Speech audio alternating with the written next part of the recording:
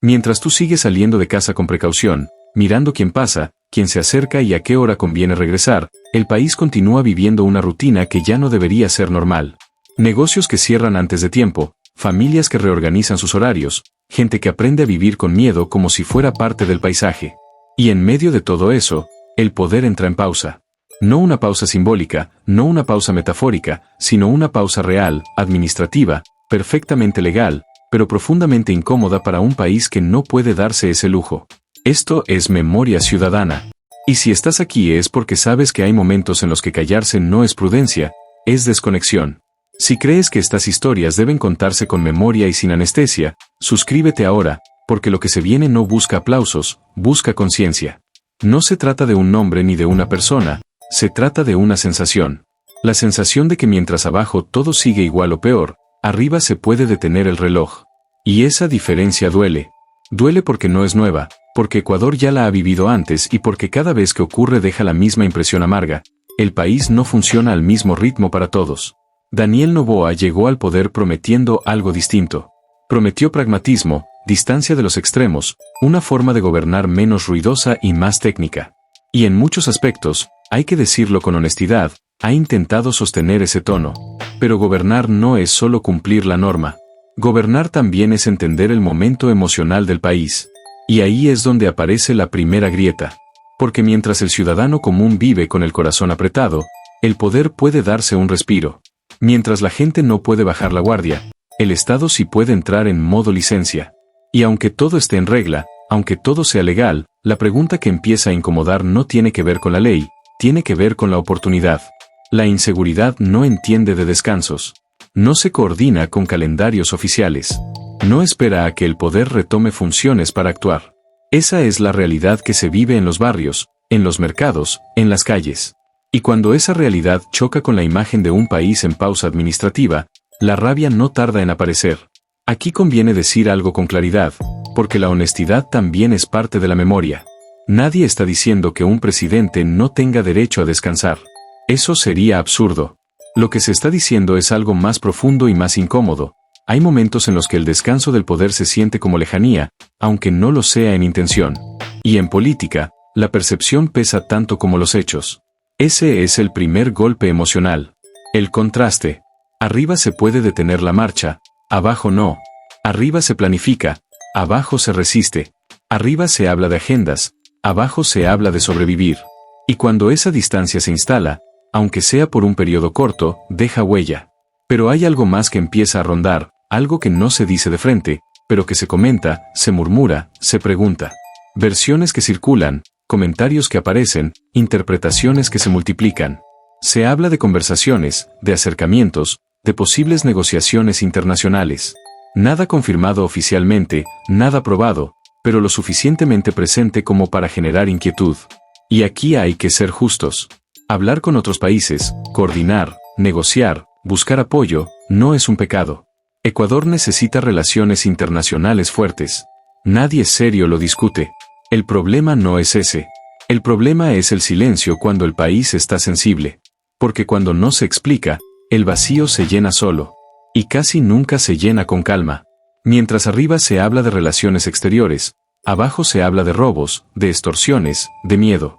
Dos conversaciones distintas ocurriendo al mismo tiempo en el mismo país. Y esa desconexión genera algo peor que el enojo, genera impotencia. Esa sensación de que se vive en un Ecuador distinto al que se discute en los salones del poder. Como ecuatoriano que ya ha visto demasiados ciclos políticos, sé que aquí empieza el desgaste. No el desgaste inmediato, no el escándalo ruidoso, sino el desgaste silencioso. Ese que no explota, pero se acumula. Ese que no genera titulares, pero cambia la forma en que la gente mira al gobierno. Los liderazgos no se rompen solo por errores graves. Muchas veces se erosionan por sensaciones persistentes. Sensación de distancia. Sensación de desconexión. Sensación de que el país real va por un lado y el país oficial por otro. Y cuando esas sensaciones se instalan, sacarlas cuesta más que cualquier comunicado. Aquí aparece el segundo golpe narrativo, el que termina de atrapar al espectador. Porque la pregunta ya no es si todo está en regla. La pregunta es si todo está en sintonía. Y esa es una pregunta mucho más difícil de responder. El ciudadano no pide heroicidades. No pide que nadie se sacrifique. Pide algo más básico, sentir que el poder está presente cuando la cosa se pone fea. Sentir que no se desconecta justo cuando el miedo se vuelve cotidiano. Sentir que hay alguien mirando el mismo país que él ve desde la vereda. Y cuando eso no se siente, aunque sea por unos días, el malestar crece. No porque haya mala intención, sino porque hay una brecha emocional que nadie se apura a encerrar. Aquí es donde Memoria Ciudadana insiste. No para acusar, no para fuñar, no para gritar. Para recordar. Para advertir. Porque Ecuador ya ha pasado por momentos en los que el poder se desconectó del pulso social, y casi siempre terminó mal. No por maldad, sino por soberbia, por descuido o por cálculo frío. Daniel Noboa todavía está a tiempo de corregir esa percepción. Todavía está a tiempo de explicar, de acercarse, de demostrar presencia real. Pero el tiempo corre distinto para el poder que para la gente. Lo que arriba parece breve, abajo se siente eterno. Esta historia no va de una licencia ni de un descanso. Va de una sensación colectiva que empieza a tomar forma. Va de un país que no puede darse pausas mientras enfrenta uno de los momentos más frágiles de su historia reciente. Va de la necesidad de entender que gobernar también es estar, incluso cuando legalmente se puede no estar. Y esto recién empieza. Porque lo que hoy se siente como incomodidad mañana puede convertirse en juicio político. No en la asamblea, sino en la calle, en la conversación diaria, en la memoria colectiva. Como se han leído históricamente y por qué la gente reacciona como reacciona cuando siente que el poder descansa y el país no puede hacerlo. Porque cuando la sensación se instala, ya no se va solo con explicaciones técnicas. Se queda rondando, se cuela en las conversaciones, aparece en los comentarios, se convierte en ese malestar difícil de describir pero fácil de reconocer. El país no está enojado por un trámite administrativo. Está inquieto por algo más profundo. La impresión de que el poder y la calle están viviendo realidades distintas. Esa distancia no se mide en kilómetros ni en días de licencia. Se mide en experiencias. Mientras una parte del país habla de agendas, decretos y relaciones internacionales, la otra parte habla de cerrar temprano, de no salir de noche, de cuidar a los hijos como si cada trayecto fuera una amenaza. Son dos conversaciones que no se cruzan, y cuando no se cruzan, algo empieza a romperse. Aquí conviene mirar hacia atrás, porque la memoria ayuda a entender por qué la reacción es tan fuerte. Ecuador ya ha vivido momentos en los que el poder se desconectó del pulso social. Momentos en los que las prioridades oficiales no coincidían con las urgencias ciudadanas. Y casi siempre, el resultado fue el mismo: desgaste, desconfianza y una sensación de abandono que luego costó años revertir. No se trata de comparar gobiernos ni de repetir consignas. Se trata de reconocer patrones. Cada vez que el país atraviesa una crisis de seguridad y el liderazgo no logra transmitir presencia constante, la gente siente que está sola. Y cuando la gente se siente sola, empieza a buscar culpables, aunque no los nombre todavía. Aquí es donde el silencio se vuelve un problema. No porque no haya razones, sino porque no hay relato que conecte con la emoción colectiva. La política moderna no solo se juega en decisiones, se juega en narrativas. Y cuando la narrativa oficial no conversa con la realidad cotidiana, el vacío se llena con sospecha. En este caso, la sospecha no es una acusación concreta. Es una pregunta que flota: ¿dónde está el foco del poder mientras el país vive con miedo? Y esa pregunta se alimenta de todo lo que no se explica con claridad. De los rumores, de los comentarios, de las versiones que circulan sin confirmación, pero con insistencia. Se habla de reuniones, de acercamientos, de conversaciones con actores internacionales. Nada de eso es ilegal ni indebido. Al contrario, podría ser necesario. Pero el problema no es lo que se hace, sino cómo se percibe cuando no se comunica. Porque cuando la gente no entiende qué está pasando, empieza a imaginarlo. Y en un clima de inseguridad, la imaginación suele irse por el camino del enojo. Aquí aparece otra capa de incomodidad. El país escucha palabras como negociación, cooperación, relaciones exteriores, y al mismo tiempo vive una realidad donde la prioridad es llegar a casa sin problemas. Dos escalas de preocupación que no coinciden. Dos niveles de urgencia que no dialogan. Y no es que una invalide a la otra. Un país necesita pensar en el largo plazo y en el corto plazo. Pero cuando el corto plazo se vuelve angustiante, todo lo demás pasa a segundo plano. Esa es la lógica humana, no ideológica. Primero la seguridad, luego el resto. Como alguien que ha vivido varias transiciones políticas, sé que este tipo de momentos son delicados. No porque generen una crisis inmediata, sino porque definen la relación entre el gobierno y la ciudadanía. Es aquí donde se construye o se pierde confianza. Y la confianza, una vez dañada, no se recupera con discursos bien escritos. El problema es que muchas veces el poder subestima estas señales. Piensa que con volver, con retomar agenda, con mostrar actividad, todo se corrige. Pero la sensación no desaparece tan fácil. Porque no es racional, es emocional. Y lo emocional necesita algo más que datos, necesita gestos. Aquí es donde surge la crítica más dura, pero también la más justa. No es un ataque personal. Es una advertencia política. Cuando el país siente que vive en emergencia permanente, cualquier desconexión, aunque sea temporal y legal, se amplifica. No porque haya mala intención, sino porque la gente está al límite. La inseguridad no es una estadística. Es una experiencia diaria. Es la madre que no duerme hasta que su hijo llega. Es el comerciante que cierra antes de tiempo. Es el trabajador que cambia de ruta. Es el silencio en calles que antes estaban llenas. Y frente a eso, la expectativa hacia el poder es simple, presencia constante. Por eso, aunque el presidente esté dentro de la norma, el malestar persiste. Porque la norma no calma el miedo. Porque la ley no reemplaza la sensación de acompañamiento. Y cuando esas dos cosas no se alinean, aparece la frustración. Aquí es donde Memoria Ciudadana insiste en algo fundamental. Gobernar no es solo administrar. Es representar. Y representar implica estar sintonizado con el estado emocional del país. No basta con saber qué hacer, hay que saber cuándo y cómo hacerlo. El ruido que quedó después de esta ausencia no se explica solo por la ausencia en sí. Se explica por el contexto. Un contexto de cansancio, de miedo, de expectativas altas y paciencia baja. Un contexto donde la gente ya no tolera bien los contrastes entre el discurso del poder y la vida real. Y ese ruido no se apaga solo con declaraciones. Se apaga con acciones visibles, con mensajes claros, con gestos que demuestren que el poder entiende lo que pasa abajo. Porque cuando no se demuestra eso, la narrativa se empieza a escribir sola. Aquí aparece otro elemento que no se puede ignorar. La comparación. La gente compara. Compara cómo se vive aquí y cómo se mueve el poder. Compara quién puede descansar y quién no. Compara quién tiene margen y quién no lo tiene. Y esas comparaciones alimentan el enojo. No es un enojo irracional. Es un enojo que nace de la desigualdad de experiencias. De sentir que hay dos países coexistiendo, uno con opciones y otro sin ellas. Y esa sensación, cuando se instala, es peligrosa para cualquier gobierno. Porque la política no se cae solo por errores técnicos. Se cae cuando pierde conexión emocional con la ciudadanía. Cuando deja de ser percibida como cercana. Cuando se convierte en algo ajeno. Daniel Noboa todavía tiene margen. Todavía puede reconectar, explicar, mostrar presencia. Pero ese margen no es infinito. Y cada día que pasa sin cerrar esa brecha emocional, el desgaste avanza un poco más. Esta historia no va de juzgar intenciones. Va de entender consecuencias. Va de advertir que, en momentos de crisis, los símbolos pesan más que los papeles. Que las percepciones pesan más que los comunicados. Que la presencia pesa más que la legalidad.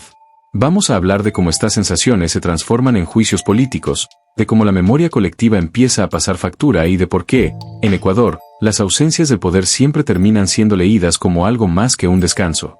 Porque cuando el malestar deja de ser comentario aislado y empieza a repetirse en distintas voces, en distintos barrios y en distintas conversaciones, ya no es ruido, es señal.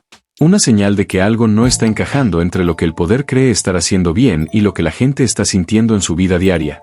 Y ese desajuste, cuando se prolonga, suele convertirse en juicio. En Ecuador, los juicios políticos no siempre se anuncian con discursos. A veces empiezan de manera silenciosa, en frases cortas, en gestos de desconfianza, en miradas cansadas. Empiezan cuando la gente deja de explicar y empieza a asumir. Asume que no hay respuesta, asume que nadie escucha, asume que el país real no está en la agenda principal.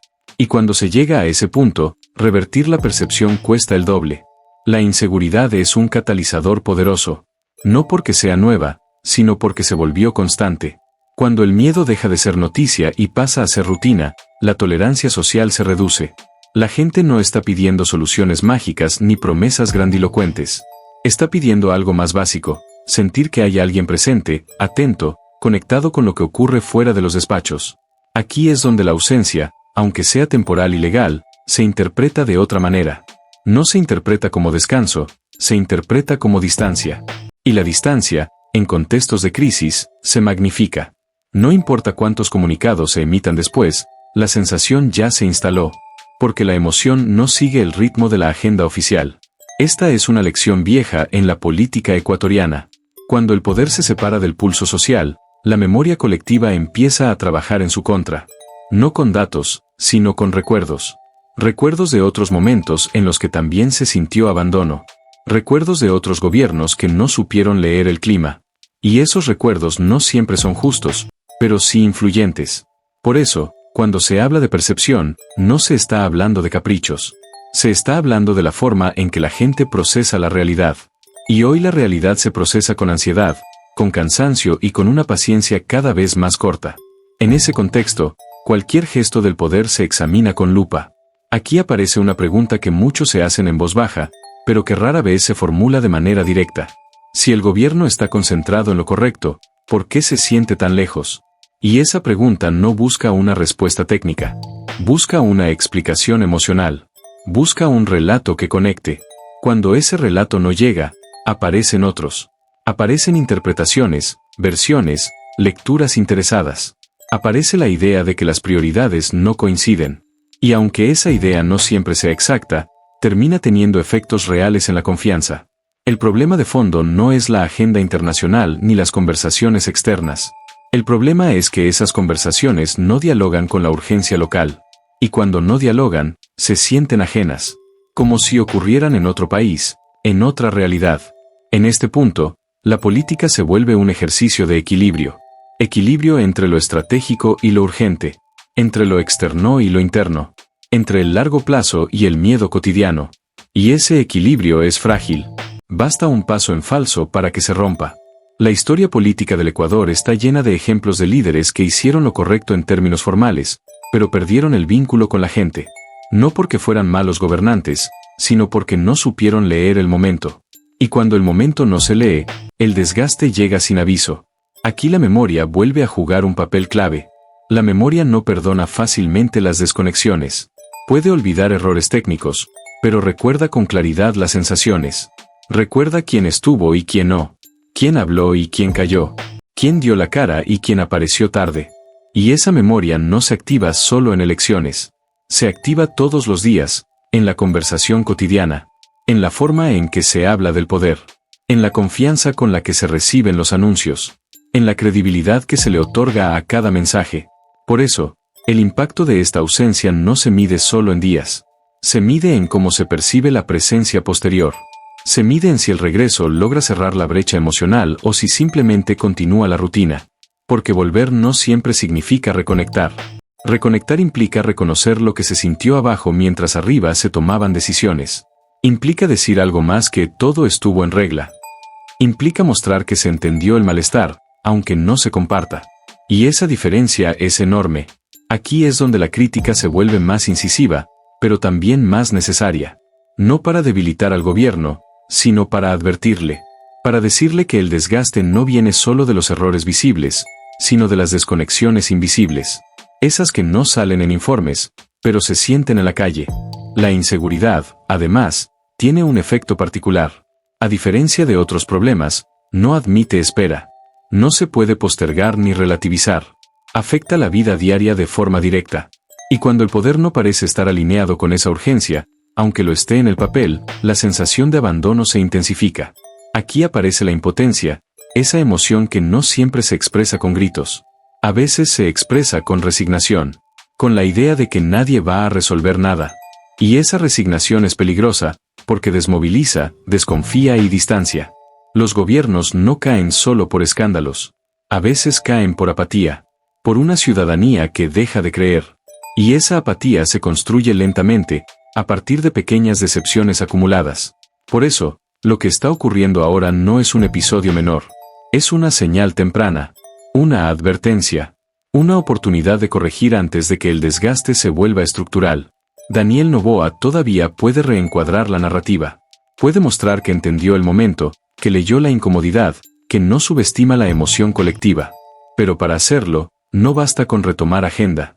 Hace falta algo más profundo, empatía visible. La empatía no se decreta. Se demuestra. Se demuestra con presencia, con explicaciones claras, con gestos que conecten con la realidad cotidiana. Y esos gestos, cuando llegan a tiempo, pueden cambiar el rumbo de una percepción que todavía no está cerrada. El problema es que el tiempo político no espera. Cada día que pasa sin cerrar la brecha emocional, la sensación se asienta un poco más. Y cuando se asienta, sacarla cuesta el doble. Aquí es donde Memoria Ciudadana cumple su función. No para dictar sentencias, sino para prender alarmas. Para decir que hay algo que no está cuadrando. Que hay una incomodidad que no se puede ignorar. Que hay un país que necesita sentirse acompañado, no solo administrado. Esta historia no busca un culpable. Busca un entendimiento. Busca explicar por qué la reacción es tan fuerte, por qué el malestar persiste y por qué la memoria colectiva empieza a activarse. Vamos a hablar de qué pasa cuando estas sensaciones se convierten en relatos dominantes, de cómo se transforma la crítica en juicio político y de qué tendría que ocurrir para que esta historia no termine como otras que Ecuador ya conoce demasiado bien. Y los relatos, en política, pesan más que cualquier comunicado. El país no siempre recuerda fechas ni detalles administrativos, pero recuerda cómo se sintió. Recuerda si hubo presencia o distancia, si hubo explicación o silencio, si hubo empatía o frialdad. Y cuando ese recuerdo se instala, empieza a ordenar la conversación pública, incluso sin que nadie lo decida de manera consciente. En este punto, la historia deja de tratarse de una licencia o de unos días fuera. Empieza a tratarse de algo más delicado, la confianza. La confianza no se pierde de golpe, se desgasta. Se va erosionando con pequeñas desconexiones, con momentos mal leídos, con gestos que no llegan cuando se necesitan. Y cuando la inseguridad es el telón de fondo, ese desgaste se acelera. Ecuador vive un momento en el que la gente mide a sus gobernantes con un criterio simple. No el más sofisticado, pero sí el más honesto. ¿Quién está cuando se lo necesita? ¿Quién habla cuando hay miedo? ¿Quién parece entender la urgencia? Y ese criterio no distingue entre lo legal y lo oportuno. Distingue entre lo cercano y lo lejano. Por eso, aunque el gobierno pueda argumentar que todo se hizo conforme a la norma, el malestar no desaparece. Porque la norma no responde a la emoción colectiva. Y hoy la emoción dominante no es la calma, es la inquietud. Una inquietud que se expresa en frases cortas, en silencios largos y en una sensación compartida de vulnerabilidad. Aquí es donde el relato empieza a cerrarse, para bien o para mal. Si el poder no interviene a tiempo para reencuadrarlo, otros lo harán. No necesariamente la oposición formal, sino la conversación cotidiana. Y esa conversación es implacable, porque no responde a estrategias, responde a vivencias. En Ecuador ya vimos cómo se forman estos relatos. Empiezan con una incomodidad, siguen con una crítica contenida y terminan con un juicio colectivo. No siempre justo, no siempre preciso, pero sí influyente. Y cuando ese juicio se instala, cambiarlo cuesta mucho más que prevenirlo. El punto clave aquí es que todavía hay margen. Margen para explicar sin justificar, para acercarse sin sobreactuar, para reconocer la incomodidad sin admitir culpa. Esa es la diferencia entre gobernar con sensibilidad y gobernar solo con procedimientos. Porque gobernar no es solo cumplir la ley. Es interpretar el momento. Es leer el ánimo social. Es entender que hay etapas en las que el país necesita señales constantes de presencia, aunque eso implique incomodidades para el poder. El problema es que muchas veces el poder se acostumbra a hablar desde arriba. Desde el deber ser, desde la institucionalidad, desde el manual. Y la gente escucha desde abajo, desde la experiencia diaria, desde el miedo concreto. Cuando esos dos planos no se cruzan, el mensaje no llega. Aquí aparece otra verdad incómoda. La ciudadanía no exige perfección. Exige coherencia emocional. Exige sentir que quien gobierna vive en el mismo país que ella. No en términos materiales, sino en términos de preocupación. Y cuando esa coincidencia no se percibe, la distancia se agranda. La inseguridad, además, no da tregua. No espera aclaraciones. No se calma con promesas. Sigue ahí, marcando la rutina. Y frente a eso, cualquier señal de pausa del poder se interpreta como un lujo que la mayoría no tiene. No es un reproche moral individual. Es una lectura colectiva. Y las lecturas colectivas, una vez que se consolidan, se vuelven difíciles de revertir. Por eso, este momento no es menor. No es anecdótico. Es una prueba. Una prueba de cómo el liderazgo responde a la incomodidad social. De si elige minimizarla o enfrentarla. De si opta por el silencio o por la explicación clara. Daniel Noboa todavía no está en un punto de quiebre. Pero sí está en un punto de inflexión. Un punto en el que las decisiones que tome respecto a la comunicación, la presencia y la empatía definirán cómo se lo recuerde en esta etapa. Como un presidente que entendió a tiempo o como uno que subestimó el clima. La historia política ecuatoriana está llena de ejemplos de líderes que tenían todo a favor y aún así perdieron el pulso social. No por corrupción, no por incapacidad técnica, sino por desconexión. Y esa desconexión casi siempre comenzó con episodios que parecían menores en su momento. Aquí no se trata de condenar ni de absolver. Se trata de advertir. De decir que hay señales que no conviene ignorar. Que hay un país que está pidiendo algo muy básico, sentirse acompañado en un momento difícil. Acompañar no es solo estar físicamente.